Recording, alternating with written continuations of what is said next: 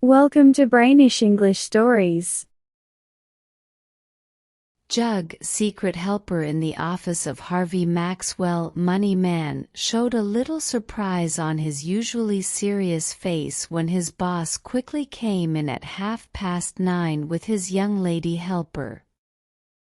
With a quick "Good morning, Jug," Maxwell hurried to his desk as if he wanted to jump over it, and then started working on the big pile of letters and messages waiting for him. The young lady had worked with Maxwell for a year. She was pretty in a way that didn't fit a typical office look. She didn't have fancy hairstyles. She didn't wear chains, bracelets, or lockets. She didn't act like she was ready for a lunch invitation.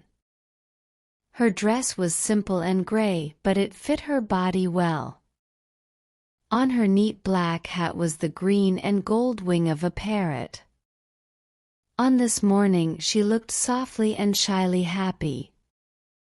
Her eyes were bright, her cheeks a natural pink, and her expression was joyful with memories. Jug, still a little curious, saw a change in her behavior this morning. Instead of going straight to the next room where her desk was, she hesitated in the outer office. At one point she moved closer to Maxwell's desk, close enough for him to notice her. The person sitting at that desk was no longer just a man, he was a busy New York money man, moved by buzzing wheels and springs unwinding. "Well, what is it?" "Anything?" asked Maxwell quickly. His opened mail looked like a pile of fake snow on his crowded desk. His sharp gray eyes, impersonal and brisk, looked at her a little impatiently. "Nothing," replied the helper, moving away with a small smile. "Mr. Jug," she said to the secret helper, "did Mr. Maxwell say anything yesterday about hiring another helper?" "He did," answered Jug. "He told me to get another one. I told the agency yesterday afternoon to send over a few examples this morning. It's 9:45 and not a single fancy hat or piece of pineapple chewing gum has shown up yet." "I will do the work as usual then," said the young lady, "until someone comes to fill the place." And she went to her desk right away and hung the black hat with the parrot wing in its usual spot. Anyone who hasn't seen a busy New York money man during a rush of work is not well prepared for the study of anthropology. The poet talks about the crowded hour of glorious life. The money man's hour is not only crowded, but the minutes and seconds are holding onto all the handles and filling both front and back areas.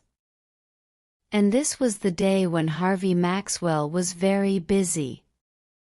The machine started spitting out small rolls of paper, and the phone on the desk couldn't stop buzzing. People crowded into the office, shouting at him over the railing, happily, sharply, angrily, excitedly. Delivery boys ran in and out with messages and telegrams. The workers in the office moved around like sailors in a storm. Even Jug's face showed some signs of animation. On the stock market, there were big changes and chaos, like hurricanes, landslides, snowstorms, glaciers, and volcanoes, and these disturbances were happening in the brokers' offices too. Maxwell pushed his chair against the wall and did business like a skilled dancer. He moved from the machine to the phone, from the desk to the door with the practiced agility of a performer. In the middle of all this chaos, the broker suddenly noticed a fancy fringe of golden hair under a swaying canopy of velvet and ostrich feathers. The person wearing these accessories was a confident young lady, and Jug was there to explain. "Lady from the stenographer's agency to see about the position," said Jug. Maxwell turned halfway around, holding papers and ticker tape in his hands. "What position?" he asked, with a frown. "Position of stenographer," said Jug. "You told me yesterday to call them up and have one sent over this morning." "You must be mistaken, Jug," said Maxwell. "Why would I have given you any such instructions? Miss Leslie has been doing a great job during the year she has been here. The job is hers as long as she wants it. There's no opening here, ma'am. Cancel that order with the agency, Jug, and don't bring any more of them in here." The silver heart left the office, swinging and banging itself against the furniture as it left in a huff. Jug took a moment to tell the bookkeeper that the boss seemed to be getting more forgetful every day. The rush and speed of work became even more intense.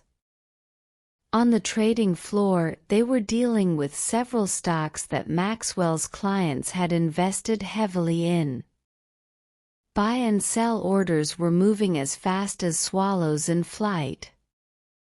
Some of his own investments were in danger, and he worked like a finely tuned, delicate, strong machine, running at full speed, precise, never hesitating.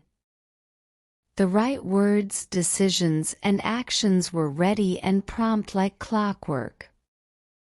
Stocks, bonds, loans, mortgages, margins, and securities — this was the world of finance, and there was no space in it for the human world or the world of nature.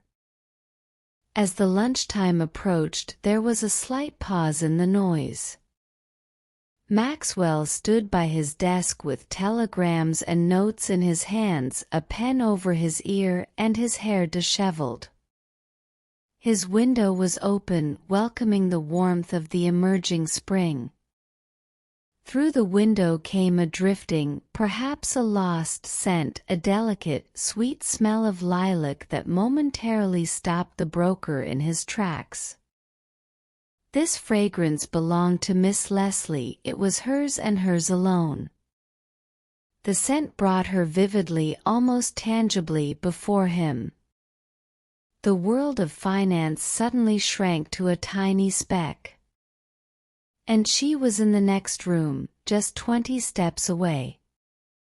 "By George, I'll do it now," said Maxwell half aloud. "I'll ask her now.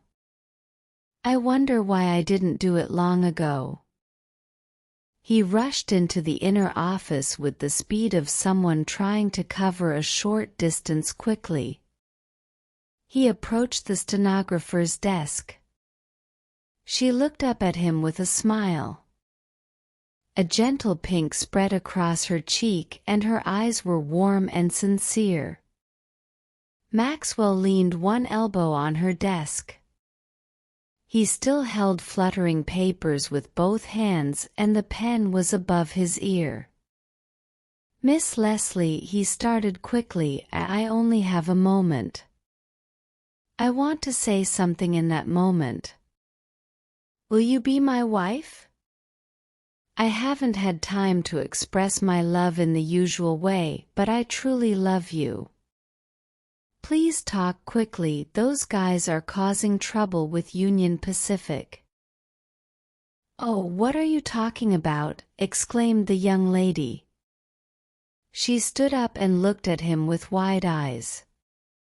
"Don't you understand?" said Maxwell impatiently. "I want you to marry me. I love you, Miss Leslie.